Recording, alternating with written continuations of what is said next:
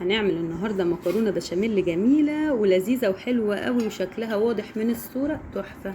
العشق المكرونه البشاميل طريه وجميله وطعمها حلو قوي، الحشوه بتاعتها مميزه كده.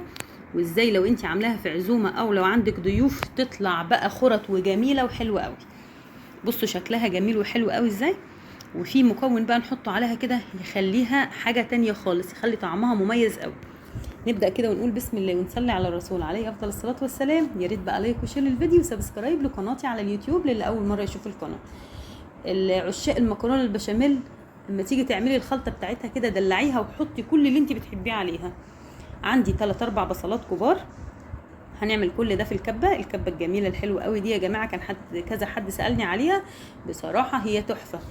ولازم لو انت بتجيبيها هاتيها الوعاء بتاعها كبير كده، يعني لو انت بتفرمي عندك، يعني لو عندك ضيوف ما شاء الله تقضيكي وتفرمي كل اللي انت عايزاه مره واحده.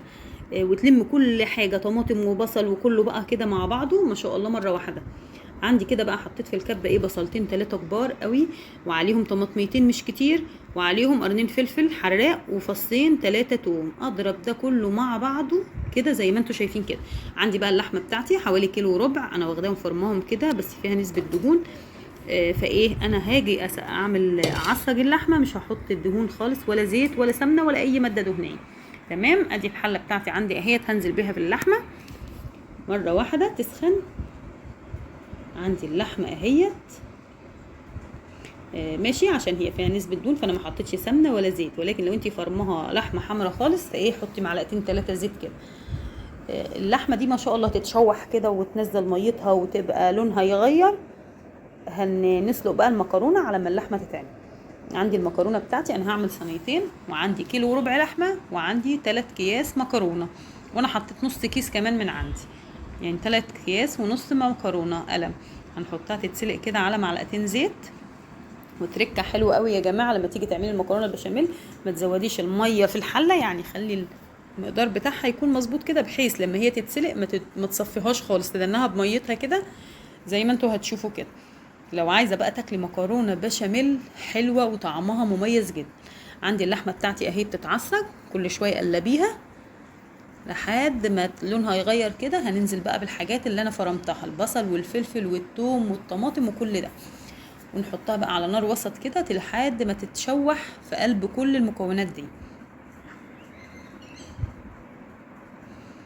وادي المكرونه عندي. تعالوا بقى نعمل البشاميل. يعني نعمل غدا في يعني في 10 دقايق بجد مش اكتر.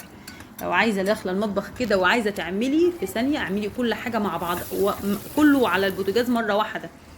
عندي بقى المكرونه البشاميل بتاعي هحط معلقتين 3 كبار من الزبده ومعلقتين سمنه. تمام، يبقى كده 5 معالق، 3 معالق زبده ومعلقتين سمنه، وحطيت عليهم 5 معالق من الدقيق. ونشوح بقى الدقيق في الزبده والسمنه لحد ما ريحتهم تطلع وتبقى حلو. انا بوريكم هنا عندي المكرونه بتتسلق وعندي اللحمه بتتعصج. ادي البشاميل بتاعي الدقيق في السمنه الريحه طلعت ما شاء الله، بقت ريحته جميله. هنزل عليه بالحليب البلدي، حليب من عند الفلاحه كده جميل وبدسم وحلو قوي. هنزل ب2 كيلو زي كده. وعندي طبعا شوربه، زودت حوالي نص كيلو من الشوربه، يعني نص لتر كمان شوربه فوق ده، مرقه من بتاعه الفراخ او اللحمه كده. عندي بقى اللحمه المفرومه ما شاء الله دخلت على سوا كده. هنزل بطبق جزر مبشور كبير، وعليه فلفل الوان احمر واصفر. بجد يا جماعه بيخلي اللحمه طعمها حكايه، وبالذات الجزر بيسكر اللحمه قوي قوي في البشاميل. عندي بقى البشاميل بتاعه اهو، اقعدي قلبي فيه. نزلت عليه بمكعبين من مرقه الدجاج، وهقلب فيه كل شويه زي ما انتم شايفين كده.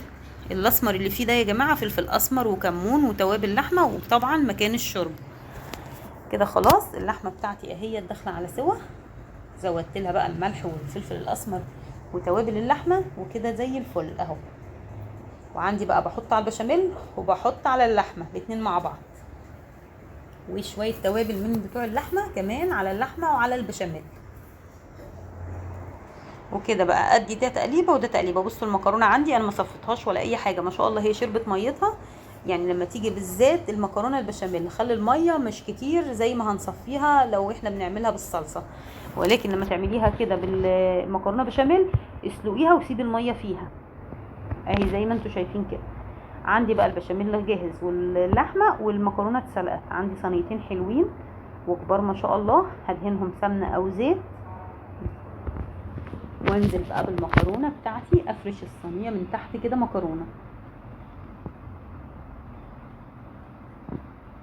اللهم صل وسلم وبارك على سيدنا محمد. وصلتوا بقى معايا لحد هنا، ما تبخلوش عليا بلايك وشير للفيديو وسبسكرايب لقناتي على اليوتيوب للي اول مره يشوف قناتي. عندي بقى البشاميل ما شاء الله، حته بقى تركه كده بتودي البشاميل في حته تانية. حطي فيه ما شاء الله ربع كيلو جبنه موزاريلا. الحته دي ما جاتش، بس انا حاطه في البشاميل ما شاء الله جبنه كتير كتير، بتخلي المكرونه حكايه على الوش وفي قلب البشاميل. خلاص كده انا اديت بقى المكرونه الطبقه الاولانيه بشاميل كده، بس مش كتير طبعا، اللي بيكون على الوش بيكون اكتر. وافردي عليها اللحمه بكل المكونات، الفلفل اللي عليها والجزر والحاجات دي. بصوا شكلها حكايه، ولو عندك زيتون بقى حطي كمان بيبقى حكايه. هنزل بقى بالباقي المكرونه بتاعتي اهو، ساوي كده الاطراف كلها بالشكل ده. وعندي بقى البشاميل غرقيها بقى في الوش كده بشاميل. تعالي بقى من الحراف وحاولي تنزلي بقى البشاميل ينزل ويغطي كل المكرونه بالشكل ده. وساوي الصينيه، واهم حاجه امسحيه كويس حراف الصينيه علشان ما تتحرقش. لما تدخل الفرن كل ده يتحرق، امسحيه كويس. وانا مولعه الفرن هنا على درجه حراره عاليه. هدخل الصواني على الرف اللي تحت خالص على الصاج زي ما انتم شايفين كده.